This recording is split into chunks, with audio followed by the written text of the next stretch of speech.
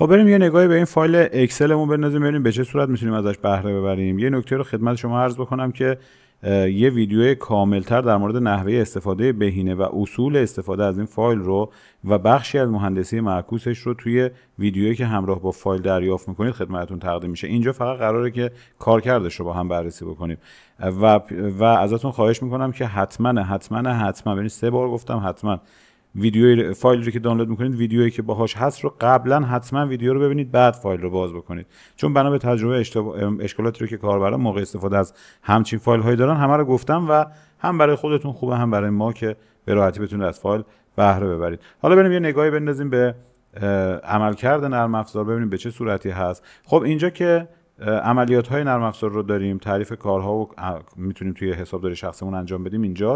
اینجا موجودی لحظه‌ای رو داریم به تفکیک حساب هایی که تعریف کردیم واسش و موجودی رو بر اساس هزینه و درآمد و بدهی و طلبی که داریم اینجا ثبت میکنه و اینجا هم اقساط در جریان، چه وامی از بانک گرفته باشیم چه اقساط برای از فروشگاه چیزی خریده باشیم اینجا ثبت میکنیم.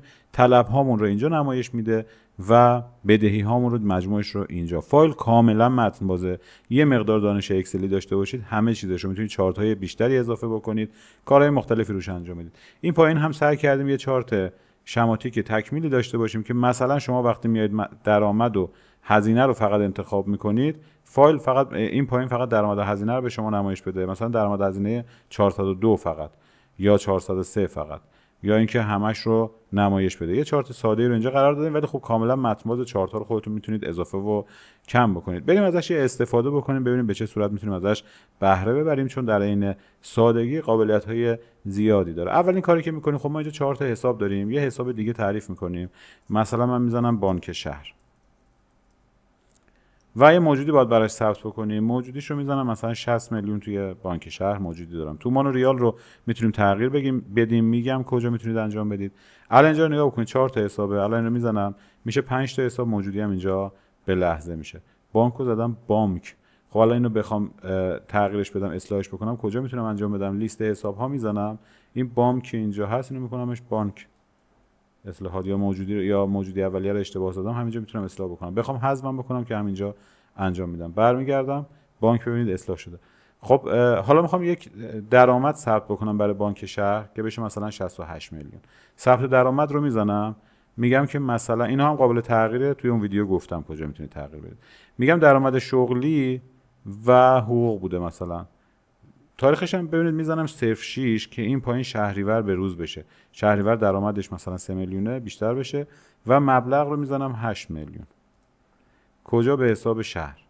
الان این باید بشه 68 میلیون، این بالا باید بشه 149 میلیون و این هم آپدیت بشه. روی این کلیک میکنم، این آپدیت شد 149 میلیون، هم 68 میلیون. هزینه هم به همین شکل. روی ثبت هزینه میگم مسکن، اجاره خونه مثلا و همون برج 6 اون 8 تومانی که گرفته بودیم رو میدیم اجاره خونه از همون بانک شهر. حالا میگم من ملی برداریم، ملی 45 تومن داریم. حالا اینجا نگاه کنید این باید بشه 14 تومن هزینه و اینجا هم همه چیز آپدیت میشه. این از ثبت حساب ها و درآمد ها و هزینه ها. حالا یک هزینه یا درآمدی رو اشتباه زدیم میخوایم ویرایش بکنیم یا حذف بکنیم، میایم روی لیست تراکنش ها، تمام مخارج اینجا ثبت شده، به راحتی میتونیم اینجا پیداش بکنیم و بعد از اینکه پیداش کردیم انتخاب بکنیم. حالا مثلا همین درآمد شغلی حقوق رو گفت آقا اشتباه ریختم برش کردم، میزنم حذفش میکنم و برمیگردم. ببینید الان اون کم میشه و این هم 8 تومن ازش کم شد، 68 بود شد 60. خب بخش حساب ها، درآمد ها، هزینه ها رو توضیح دادم. بریم سراغ بخش وام ها که بخش جذاب این فایل حسابداری شخصی هست. فرض کنیم یک دفترچه جدید، یک وام جدید می‌خوایم ثبت بکنیم. روی اقساط جدید کلیک می‌کنم، میگه از کجا گرفتی اینو؟ بانک بوده، شخص بوده، فروشگاه بوده. میگم مثلا از این چیز سرزر. بعدم میگم یه دونه میام بانک ملی تعریف می‌کنم. میتونیم حالا اینا رو همه رو بعداً ویرایش بکنیم. بانک ملی، شماره تماس اینا رو میتونم ثبت بکنم میتونم نکنم. میام حالا میگم از بانک ملی گرفتم. شماره وام مهم نیست، هرچی ولی باید وارد بکنید. منظور از این مهم نیست که مثلا حتما شماره وامی که از اونجا گرفتید نمیخواد باشه. شماره وام برای داخلی همین نرم افزاره. نام اقساط مثلا میزنید که وام چه میدونم بدون بهره که عمرن باشه و مبلغ وام فرضاً 35 میلیون و دوره پرداختش هفتگی، 2 ماه هست، 3 ماه هست یا ماهانه است. من روی ماهانه میزنم. قسط اول رو کی باید بدیم؟ 14 صفر. اینا رو با دقت وارد بکنید که به مشکل نخورید. برج روز سوم برج 2 1404. تعداد اقساطش چند تاست؟ فرضاً 20 تا. و میگه که مبلغ هر قسطت میشه 1,750,000. حالا اگر درصد سودی مثلا اینجا داشته باشه، اقساط میبینید که تغییر میکنه. 24% سود میشه اینقدر و میگه که در نهایت شما باید 43,400,000 پرداخت بکنید برای این وام. روی 10% میگه 38,500,000 باید پرداخت بکنید توی 20 قسط. ماهانه هم هست.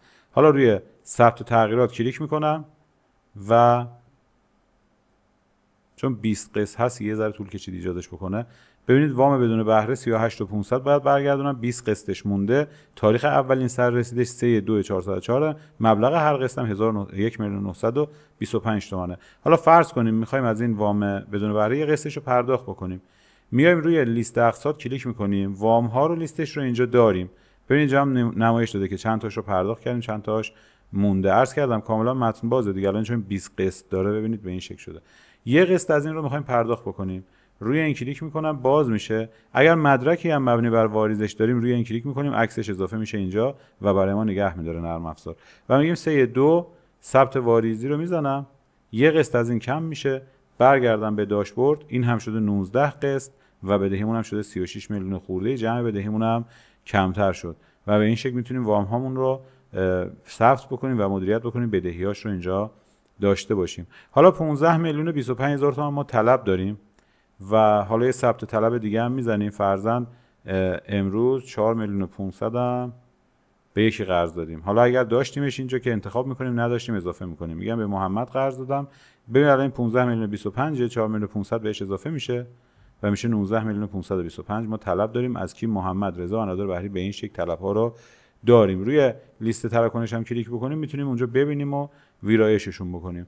برای بدهی هم به همین شکل روی ثبت بدهی کلیک بکنیم میتونیم بدهی ها رو ثبت بکنیم و ویرایششون بکنیم. اینجوری موجودی‌های ما رو لحظه‌ای داره نمایش میده و این پایین هم که عرض کردم نمودارهای ما هست.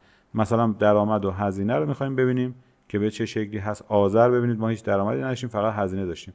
یه درآمد برای آذر ثبت بکنیم. ثبت درآمد، کسب و کار، خدمات ارائه شده، برج 9 مثلا 25 میلیون. برج 9 ما درآمد داشتیم، به ملت هم واریز کردیم، تجارت واریز میکنیم. دلمون خوش باشه. به تجارت واریز میکنیم. الان آذر رو داشته باشید. ببینید به این شکل تجارت هم اینجا آپدیت شد. ولی باز هم تاکید میکنم اگر دوست داشتید کاملا متن بازه، همه چی، مثلا این رنگ این رو میخواید تغییر بدید، انتخابش میکنید، رنگش رو تغییر میدید، همه چیزش متن بازه. و فقط و فقط خواهشم از شما اینه که ویدیویی که همراه با فایل دریافت میکنید اول ویدیو رو ببینید، بعد فایل رو باز بکنید و ازش استفاده بکنید. امیدوارم که مفید باشه براتون.